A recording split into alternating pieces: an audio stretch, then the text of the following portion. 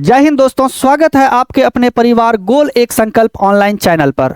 तो आइए आज का क्लास हम लोग स्टार्ट करते हैं। देखते हैं प्रश्नावली 1.2। तो पिछले यानी कि प्रश्नावली 1.2 का आज ये मेरा चौथा क्लास होगा। पिछले 3 क्लासों में हम लोगों ने एचसीएफ एलसीएम निकालने के लिए देखा और उनकी सत्यता की जांच कैसे की जाती है ये भी देखे। ठीक है, तो चलिए उसी क्लास को हम लोग आज कंटिन्यू करेंगे। आज ये मेरा चौथा क्लास होगा और यूँ कहें कि आज ये 1.2 का आखिरी क्लास भी होगा। ठीक है, तो चलिए हम लोग बढ़ते हैं बिना देरी किए हुए। देखते हैं कि हमारा क्वेश्चन नंबर 5 यानी 4 तक हम कंप्लीट कर चुके हैं। देखेंगे क्वेश्चन नंबर 5 में। ठीक है, तो क्वेश्चन नंबर 5 कह रहा है कि जांच कीजिए कि क्या किसी प्राकृतिक संख्या, ठीक है, प्राकृतिक संख्या, यहाँ पे क्वेश्चन मिस्टेक है टाइपिंग में, आप n डाल लीजिएगा। ठीक है, क्वेश्चन में कि क्या किसी प्राकृतिक संख्या n के लिए संख्या 6 पर पावर हो जाएगा n अंक 0 पर समाप्त हो सकती है। ठीक है, थोड़ा टाइपिंग मिस्टेक है, आप सभी कोई अपना नोटबुक में जो है क्या करेंगे, क्वेश्चन को सही कर लेंगे। ठीक है, चलिए अब ये क्वेश्चन सही हो गया। हम फिर से पढ़ देते हैं कि जांच कीजिए कि क्या किसी प्राकृतिक संख्या n के लिए संख्या 6 पर पावर n अंक 0 पर समाप्त हो सकती है। तो आइए देखते हैं कि क्या कोई भी प्राकृतिक संख्या 6 पर पावर n के लिए 0 पर समाप्त हो सकती है कि नहीं हो सकती है। इन बातों को हम जानेंगे। ठीक है, तो ये जानने से पहले आप लोग ये बताइए कि प्राकृतिक संख्या होती क्या है। ठीक है, जल्दी से बताइए, क्योंकि हम पढ़ा चुके हैं कि प्राकृतिक संख्या क्या होती है। जब हम वास्तविक संख्या स्टार्ट किए थे इंट्रोडक्शन क्लास में, वहाँ हम लोगों ने बहुत ही बेहतरीन तरीका से जो है कि पूरा नंबर को विश्लेषण में बताए थे। ठीक है, कि प्राकृतिक संख्या क्या होता है, पूर्ण क्या होता है, सम संख्या, विषम संख्या, अभाज्य संख्या, भाज्य संख्या, इन सारी बातों को हम लोगों ने बहुत ही बेहतरीन तरीके से पढ़े थे। ठीक है, तो अभी उतना तो नहीं जानना है यहाँ, अभी इस क्वेश्चन में हमें प्राकृतिक संख्या जानना है ना। तो आप बताइए प्राकृतिक संख्या क्या होता है। तो बताइए, क्या बताए थे कि प्राकृतिक संख्या गिनती के संख्या को कहते हैं। किसको कहते हैं? गिनती के संख्या को हम क्या कहेंगे? प्राकृतिक संख्या कहेंगे। क्लियर है? तो चलिए देखते हैं। यहाँ पे सबसे पहले इस क्वेश्चन को बनाने के लिए हम लोग लिखेंगे हल। क्या लिखेंगे? हल। ठीक है, मानेंगे यहाँ पे कि माना, लिखेंगे माना n बराबर, है ना, n क्या है? प्राकृत संख्या है। प्राकृत संख्या क्या होता है? गिनती का संख्या। गिनती जैसे 1 2 3 4 डॉट डॉट डॉट, ये कहाँ तक? इन्फिनिटिव तक चलेगा। ठीक है, इन्फिनिटिव तक चलेगा। तो ये हमारा हो गया प्राकृत संख्या। क्या हो गया? प्राकृत संख्या। क्लियर है? तो अब देखना है कि अगर 6 पे पावर n, जैसे कि कोई भी नेचुरल नंबर यानी कि प्राकृत संख्या रखेंगे तो क्या 0 पर समाप्त होगी। तो चलिए रख के देखते हैं। सबसे पहले हम n बराबर रखेंगे क्या? 1 रखेंगे। जब 1 रखेंगे तो हमारा यहाँ पे क्या है? 6 पे पावर n है।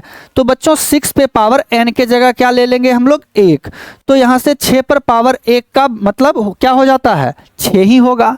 उसी तरह n बराबर अगर हम क्या रखेंगे? 2। जब n बराबर 2 रखेंगे तो 6 पर पावर n है ना। तो 6 और n के जगह क्या रखा जाएगा? 2। तो जल्दी से बताइए कि 6 पर पावर 2 क्या होगा। तो यानी कि 6 को 2 बार गुना करेंगे, 6 गुना 6 कितना हो जाएगा? 36। क्या हो जाएगा? 36। तो देख पा रहे हैं कि ये क्या है?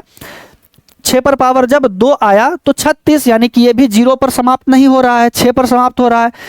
और एक ले लेते हैं हम 6, n बराबर क्या ले लेंगे?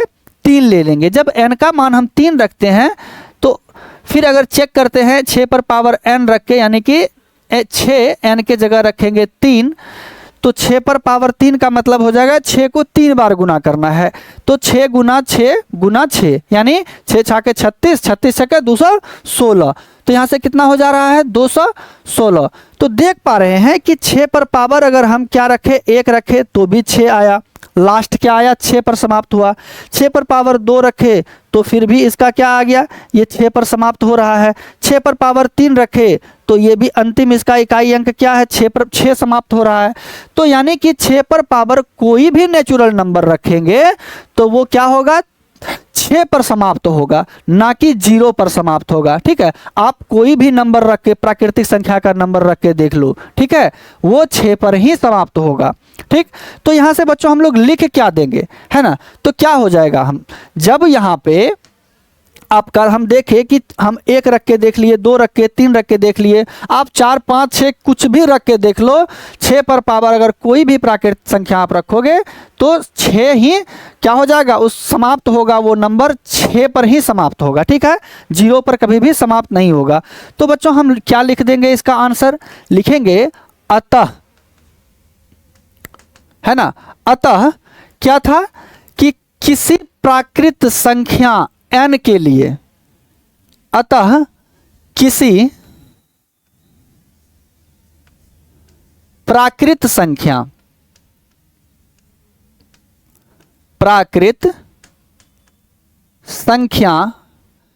n के लिए, किसी प्राकृत संख्या n के लिए संख्या 6 पर पावर n, संख्या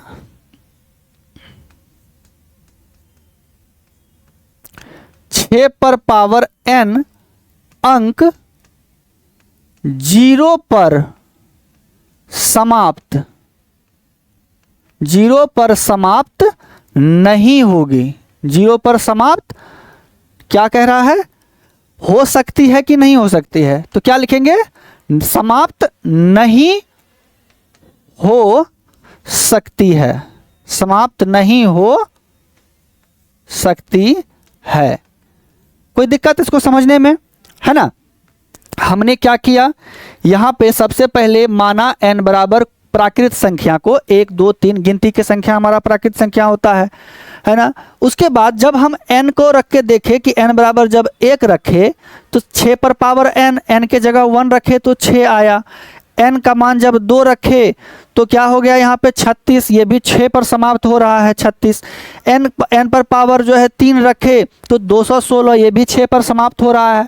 तो इसी तरह 2-3 एग्जाम्पल दे के देख लेना है, चेक कर लेना है कि क्या 0 पर समाप्त हो रही है।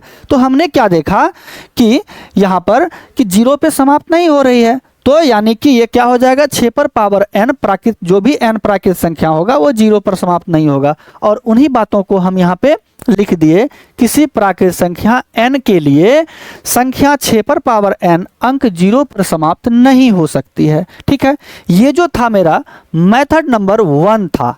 ठीक है, ये क्या था, मेथड नंबर 1 था। ठीक है, आइए अब इसको हम दूसरे तरीका से भी बना के देखते हैं। ठीक है, क्या ये विधि समझ में आया आपको, क्या ये नियम समझ में आया, पहली विधि समझ में आया। आइए देखते हैं इसका दूसरा विधि, है ना, इसको हम दूसरे तरीके से भी बना सकते हैं। ठीक है, चलिए देखते हैं। तो दूसरे तरीके से कैसे बना सकते हैं, तो आप ही लोग अब बताएंगे कि कोई भी संख्या 0 पे समाप्त हो उसके लिए क्या कंडीशन है। क्या पता है आप लोगों को, चलिए देखते हैं। नहीं पता है तो देखते हैं। अगर हम जैसे कि 2 पे पावर n है ना, और n क्या है, हमारा कोई नेचुरल नंबर है, नेचुरल नंबर लेते हैं। जब हम क्या करेंगे, 2 पे पावर 1 लेंगे। ठीक है, 2 पे पावर 1 लेंगे तो ये 2 हुआ। 2 पे पावर जो है उसी तरह 2 ले लेंगे तो 4 हो जाएगा। 2 पे पावर अगर हम क्या करेंगे 3 ले लेंगे तो 8 हो जा रहा है। तो देख रहे हैं कि 2 पर यानी कि पावर अगर हम क्या रख रहे हैं, कोई भी नेचुरल नंबर रख रहे हैं तो ये भी क्या हो रहा है, 0 पर समाप्त नहीं हो रहा है। उसी तरह हम 5 लेके देखते हैं कि 5 पे पावर अगर n है, n अगर हमारा कोई नेचुरल नंबर है तो 5 पे पावर 1 लिए तो 5 हो रहा है। 5 पे पावर 2 रखे तो 25 हो रहा है। 5 पे पावर अगर हम 3 रखेंगे तो ये हमारा कितना हो जाएगा, 125। ये भी क्या हो रहा है, यानी कि 5 5 5 पे समाप्त हो रहा है, मतलब कि ये भी 0 पे समाप्त नहीं हो रहा है। ठीक है, चलिए उसी तरह अगर हम जब 10 यानी कि ले लेंगे 10 पे पावर n, और n हमारा क्या होगा, नेचुरल नंबर होगा। ठीक है, तो सपोज अगर हम 10 पे पावर कोई नेचुरल नंबर 1 रख रहे हैं, है ना, 10 पे कोई नेचुरल नंबर 1 से ही स्टार्ट करते हैं। 10 पर पावर 1 का मतलब 10। 10 पे पावर 2 रख दिए तो ये हो गया 100। 10 पे पावर अगर हम क्या करें 3 रख दिए, है ना, 10 पे पावर क्या रख देंगे, 3 ले लिए, तो यानी ये हो रहा है 1000। यानी कि 10 पे पावर जब हम कोई भी नेचुरल नंबर प्राकृत संख्या रख रहे हैं तो क्या हो रहा है, 0 पर समाप्त हो रहा है। तो क्या इसका कोई कंडीशन तो होगा, है ना। तो आइए देखते हैं क्या कंडीशन है। तो देखेंगे कि ये जो 10 पे पावर n है, ये इसका अंदर में जो गुणनखंड होगा ये 10 का अभाज्य गुणनखंड, तो वो किस रूप का है। तो जब हम अंदर में इस 10 को गुणनखंड करेंगे तो ये 2 गुने 5 के रूप में आएगा, है ना। किसके रूप में? तो यानी मेरा कहने का अर्थ ये हो गया कि जब भी, है ना, जिस नंबर पे पावर रहेगा अगर उसका गुणनखंड 2 गुना 5 के रूप का अगर आया, है ना, या फिर इसके कोई पावर हो जाएगा 2pq, है ना, या पावर के रूप में आया, ठीक है, तो क्या हो जाएगा, वो हमारा संख्या जो भी नेचुरल नंबर अगर इस पर रखेंगे तो वो 0 पे क्या हो जाएगा, समाप्त हो जाएगा। बात समझ में आया। 10 पे पावर यानी कि यहाँ जो भी संख्या होगा अगर वो 2 गुने 5 के रूप में उसका अभाज्य गुणनखंड टूटेगा तो वो क्या हो जाएगा, 0 पे समाप्त होगा, ठीक है। तो आइए इसका हम लोग दूसरा विधि पढ़ते हैं, मेथड दूसरा, है ना, क्वेश्चन नंबर 5 का मेथड क्या पढ़ेंगे हम लोग, दूसरा देखते हैं। तो सबसे पहले क्या दिया हुआ था कि 6 पर पावर n दिया गया था, है ना। तो इस 6 को हम लोग तोड़ेंगे तो 2 गुने 3 आता है और इस पर पावर लगा देंगे हम लोग क्या, n, है ना। क्या आ गया, 2 गुने 3, इस पर पावर n लगा देंगे तो क्या इसके रूप का आया है, 2 गुने 5 पे पावर n के रूप का आया है, नहीं आया है। जब नहीं आएगा तो ये संख्या क्या होगा, 0 पे समाप्त नहीं होगा, ठीक है। तो सबसे पहले हम यहाँ पे लिख देंगे 6 पर पावर n बराबर, इसको तोड़ दिए 6 को, है ना, अभाज्य गुणनखंड में 2 गुना 3 पर पावर n लगा दिए। तो बच्चों हम लोग लिख देंगे यहाँ पे कि अतः, लिखेंगे अतः 6 पर पावर n, 6 पर पावर n का अभाज्य गुणनखंड, अभाज्य गुणनखंड, गुणनखंड, अभाज्य गुणनखंड, 6 पर पावर n का अभाज्य गुणनखंड 2 पे पावर p गुना 5 पे पावर q, है ना, इस पर होल पावर n के रूप का नहीं है, रूप का क्या है, नहीं है, ठीक है। इसलिए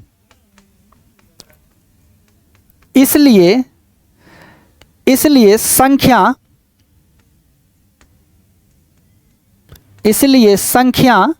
6 पर पावर n अंक 0 पर समाप्त, 0 पर समाप्त क्या होगा, नहीं हो सकती है, 0 पर समाप्त नहीं हो सकती है, 0 पर समाप्त नहीं हो सकती है, आंसर। कोई दिक्कत? यह है हमारा दूसरा। अब हम इसको इस विधि से भी बना सकते हैं। पहला विधि में हम लोगों ने देखा कि नेचुरल नंबर लिए और उसको रख के देखे तो 6 पर समाप्त हो रहा था, है ना, और 6 पर समाप्त हो रहा था तो वहाँ पे हम लोगों ने देखा कि ये जो है, यानी कि यहाँ जो हम लोगों ने पढ़ा, है ना, 6 पर क्या हो रहा था, समाप्त हो रहा था, 0 पे समाप्त नहीं हो रहा था। तो हम लोगों ने क्या लिख दिया, हम लोगों ने लिखा कि किसी प्राकृत संख्या, है ना, n के लिए संख्या जो है 6 पर पावर n और 6 पर पावर n अंक 0 पर समाप्त नहीं हो सकती है। और इसका हम लोगों ने दूसरा विधि पढ़ा, मेथड नंबर दूसरा पढ़ा कि ये जो है 6 पर पावर n, इसका अभाज्य गुणनखंड 2 गुना 3 पर पावर n के रूप का है, 2 गुना 5 पर पावर n के रूप का नहीं है, है ना, क्या है, इसके रूप का नहीं है। अगर इसके रूप का होता तो क्या हो जाता, 0 पर समाप्त, 0 पर समाप्त हो सकता था, लेकिन नहीं है ना, इसके रूप का नहीं है तो 0 पे समाप्त नहीं होगा। क्लियर है? उम्मीद करते हैं कि आप लोग इस सवाल को समझ पाए होंगे, है ना। हम लोग जो है कि इसको 2 विधि से पढ़ा, ठीक है, मेथड नंबर 1 और मेथड नंबर 2। चलिए, आपको जिस विधि से मन हो, पहली विधि से मन हो तो पहली विधि, दूसरी विधि से मन हो तो दूसरी विधि से आराम से बना सकते हैं। चलिए आगे बढ़ते हैं हम लोग, क्वेश्चन नंबर देखते हैं अगला हमारा क्या है। क्वेश्चन नंबर होगा हमारा 6, है ना। तो देखिए छठा क्वेश्चन बोर्ड पे दिया गया है कि व्याख्या कीजिए कि 7 × 11 × 13 यानी कि 7 गुना 11 गुना 13 प्लस 13 और क्या दिया गया है 7 गुना 6 गुना 5 गुना 4 गुना 3 गुना 2 गुना 1 गुना 5 भाज्य संख्याएं हैं तो क्यों है ना। भाज्य संख्याएं हैं तो क्यों है। अब आप ही लोग बताइए कि भाज्य संख्या क्या होता है, जल्दी से बताइए। क्या पढ़ाए हैं आप लोगों को कि भाज्य संख्या क्या होता है। तो हम बताए हुए हैं कि भाज्य संख्या वे संख्याएं होती है जिनका गुणनखंड क्या हो, 2 से ज़्यादा हो, है ना। 2 से कोई नंबर 2 नहीं, जैसे कि 3 हो गया, क्या हम 3 को भाज्य संख्या कहेंगे, है ना। क्या हम 3 को भाज्य संख्या कहेंगे। तो आप क्या कहिएगा, सर जी नहीं, ये 3 भाज्य संख्या नहीं होगा, क्योंकि 3 जो है ना 3 से कटेगा और 3 किससे, 1 से कटेगा, तो इसका 2 ही गुणनखंड आया। 4 देखते हैं तो 4 1 से भी कटता है, 4 2 से भी कटता है, 4 खुद 4 से भी कटता है, तो इसका गुणनखंड क्या आ गया, 2 से अधिक आ गया, यानी कि 1 2 3 3 ठो गुणनखंड आया, तो 4 हमारा क्या हो गया, भाज्य संख्या हो गया। ठीक है, तो भाज्य संख्या वैसी संख्या होती है जिनका गुणनखंड क्या हो, 2 से ज़्यादा हो, 3 4 5 कुछ भी हो, लेकिन 2 से ज़्यादा हो। ठीक है, क्लियर है। यहाँ तक तो हम लोगों ने जाना भाज्य संख्या। तो आइए जो भी हमारा संख्या दिया हुआ है हम लोग देखें कि क्या इसका गुणनखंड 2 से ज़्यादा आ रहा है कि नहीं आ रहा है। तो लिखेंगे सबसे पहले हम लोग यहाँ पे हल। ठीक है, हल के बाद हमें जो संख्या दिया हुआ है यहाँ पे उसको हम लोगों को लिखना है। तो क्या दिया हुआ है, 7 गुणे 11 गुणे 13 प्लस 13। ठीक है, अगर जब हम इसको बनाते हैं तो देखेंगे कि यहाँ से लेके, है ना, 7 गुणे 11 गुणे 13 प्लस 13 है, तो यहाँ से यहाँ तक में एक 13 है प्लस के बाद 13 है, तो हम 13 को यहाँ बड़े ही प्यार से कॉमन ले लेंगे। क्या करेंगे, कॉमन ले लेंगे। तो कॉमन लेने के बाद जो हमारा यहाँ बचेगा, क्या क्या बच जाएगा, जल्दी से बताइए, 7 गुणे 11 बच जाएगा। ये 13 तो हम लोगों ने कॉमन रखा है, फिर प्लस जब 13 कॉमन ले लिया है तो यहाँ 1 आ जाएगा। ठीक है, ये हमारा यहाँ पे कॉमन लेने के बाद, है ना। चलिए आगे देखते हैं कि 13 के जगह तो 13 लिखेंगे, इसको सॉल्व कीजिए। 7 गुणे 11 क्या हो जाएगा, 11 7 77 और प्लस 1 78, यानी कि 13 गुना 78। तो जल्दी से आप बताइए कि 13 गुना 78 जो है क्या ये भाज्य संख्या है कि नहीं है, है ना। तो जो भी 13 और गुना जब हम 18 को करेंगे तो जो भी संख्या आएगी वो 13 से भी विभाजित होगा, वो 78 से भी विभाजित होगा, और 78 सम संख्या है तो यानी 2 से भी विभाजित होगा, और जो संख्या होगा वो खुद भी अपने आप से विभाजित होगा। इसका मतलब हम देख पा रहे हैं कि यानी कि जो भी इन दोनों को गुना करने के बाद नंबर आएगा 2 से ज़्यादा संख्या से क्या करे होगा, विभाजित होगा। तो ये क्या हो जाएगा, भाज्य संख्या।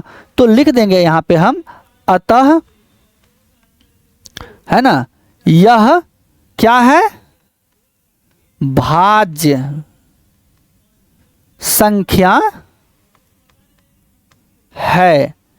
क्यों है, जल्दी से बताइए, क्योंकि इसका गुणनखंड 2 से अधिक आ रहा है ना। लिखेंगे क्योंकि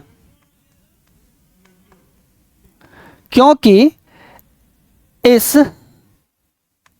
संख्या का गुणनखंड, इस संख्या का गुणनखंड खंड 2 से क्या आ रहा है, अधिक, 2 से अधिक आ रहा है, या फिर 2 से अधिक है,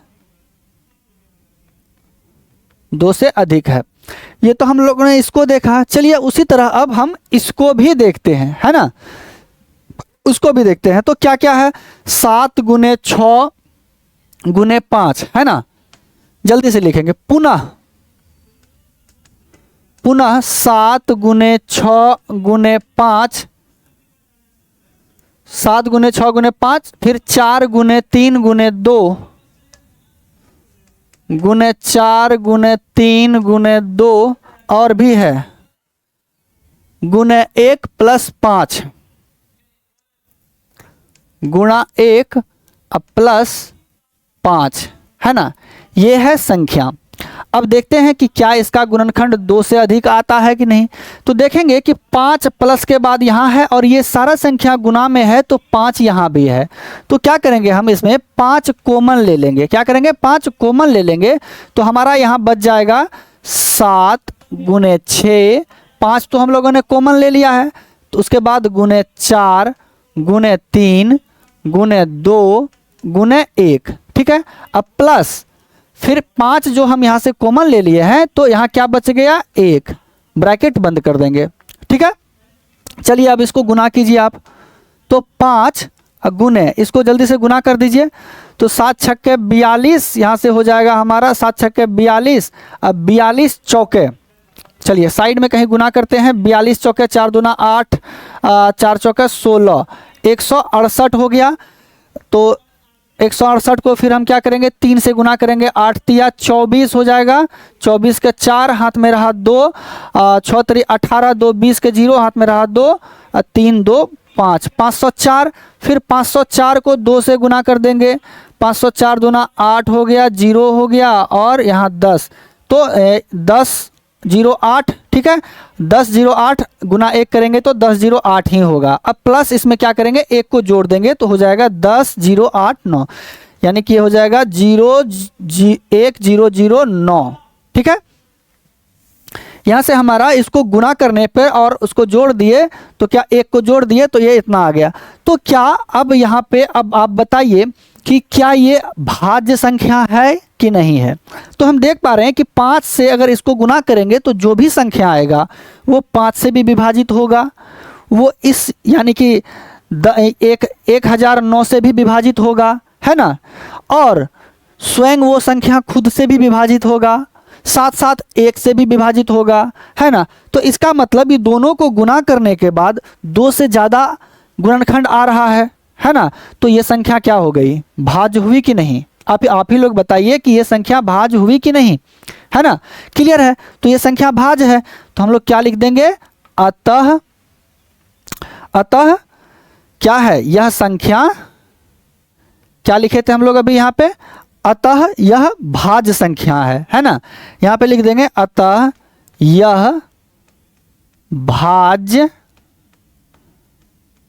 संख्या है। जल्दी से बताइए क्यों है। तो क्योंकि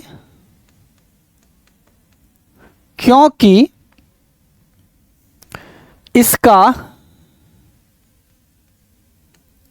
गुणनखंड, क्योंकि इसका गुणनखंड क्या आ रहा है, 2 से अधिक, 2 से अधिक है आंसर, ठीक है। बस इतना ही काम करना है, दिखा देना है कि ये संख्या जो है 2 से ज़्यादा विभाजित, 2 से ज़्यादा संख्याओं से विभाजित होगा, तो इसका मतलब ये संख्या क्या हो गया, भाज्य संख्या हो गया। क्लियर है। चलिए अब आगे बढ़ते हैं हम लोग, अगला क्वेश्चन देखते हैं, क्वेश्चन नंबर 7। तो क्वेश्चन नंबर 7 हमारा होगा कि किसी खेल के मैदान के चारों ओर वृत्ताकार पथ है, ठीक है। कोई खेल का मैदान है और उसके चारों ओर वृत्ताकार पथ है, पथ माने रास्ता है, क्या है, रास्ता। तो इस मैदान का एक चक्कर लगाने में सोनिया को 18 मिनट लगते हैं, जबकि किसी मैदान का एक चक्कर लगाने में रवि को 12 मिनट लगता है। तो मैदान में माना कि वे दोनों एक ही स्थान पर, है ना। क्या लिखा हुआ है, जब सोनिया को कितना लगता है, सोनिया को 18 मिनट लगता है और रवि को 12 मिनट लगता है।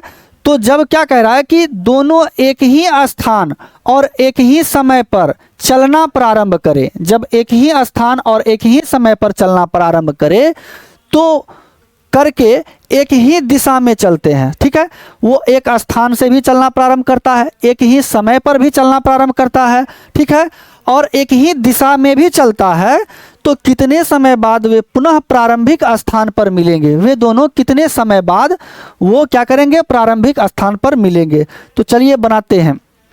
तो ऐसा क्वेश्चन का हम लोग जो है ना एलसीएम निकालते हैं। क्या निकालते हैं? एलसीएम निकालते हैं। तो लिखेंगे हम लोग यहाँ पे हल। क्या लिखेंगे? हल। सोनिया को कितना लगा था?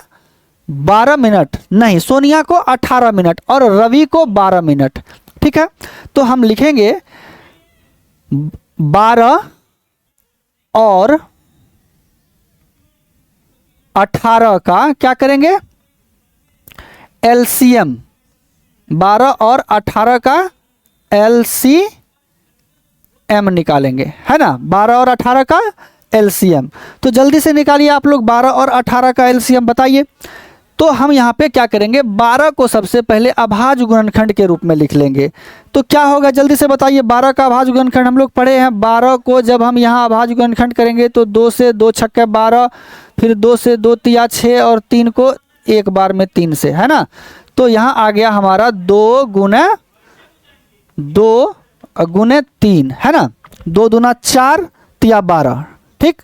चलिए अब उसी तरह आप 18 का अगर अभाज्य गुणनखंड करते हैं तो हो जाता है हमारा 2 गुना 3, 2 तिया 6 तिया 18, है ना।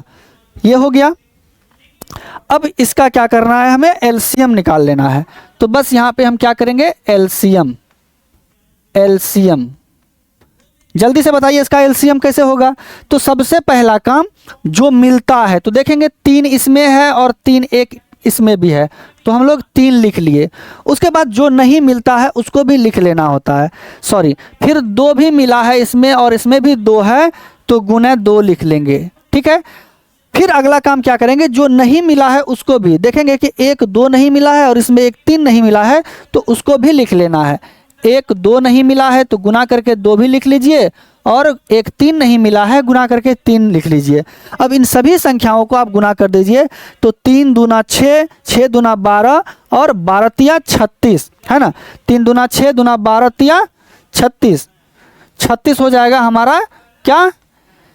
36।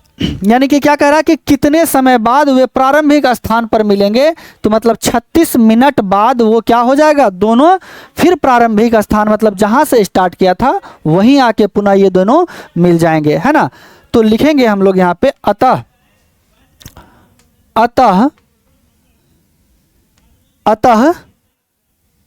कितने समय बाद पुनः प्रारंभिक स्थान पर मिलेंगे?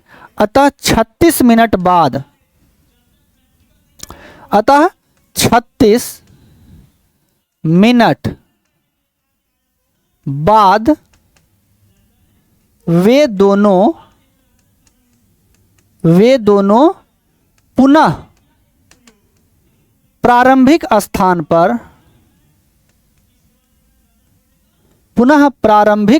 स्थान पर मिलेंगे, ठीक है। ये हमारा क्या हो जाएगा? आंसर हो जाएगा। पुनः 36 मिनट बाद जो है, 36 मिनट बाद वे दोनों पुनः क्या हो जाएगा? प्रारंभिक स्थान पर मिलेंगे। क्लियर है? कोई दिक्कत? सोनिया जो है 36 मिनट लगता है, यानी कि पथ पर जो है कि चक्कर लगाने में। रवि को 12 मिनट लगता है। क्या किया हम लोगों ने? दोनों का एलसीएम निकाल दिया। दोनों का क्या किया? एलसीएम निकाल दिया। तो यहाँ पे हमारा एलसीएम क्या? 36 आ गया। यानी कि दोनों जब पुनः मिलेंगे प्रारंभिक स्थान पर जहाँ से वो स्टार्ट किए थे, वहाँ पे वो दोनों 36 मिनट बाद वापस मिल जाएंगे, ठीक है। चलिए, ये क्वेश्चन नंबर 7 हमारा 1.2 का आखिरी क्वेश्चन था, है ना। अंतिम क्वेश्चन था 1.2 का, जो है ये 7वां नंबर क्वेश्चन, आखिरी क्वेश्चन था। आज हमारा ये चैप्टर समाप्त हुआ। चलिए अब अगले क्लास में हम लोग जो है अगले चैप्टर को पढ़ेंगे।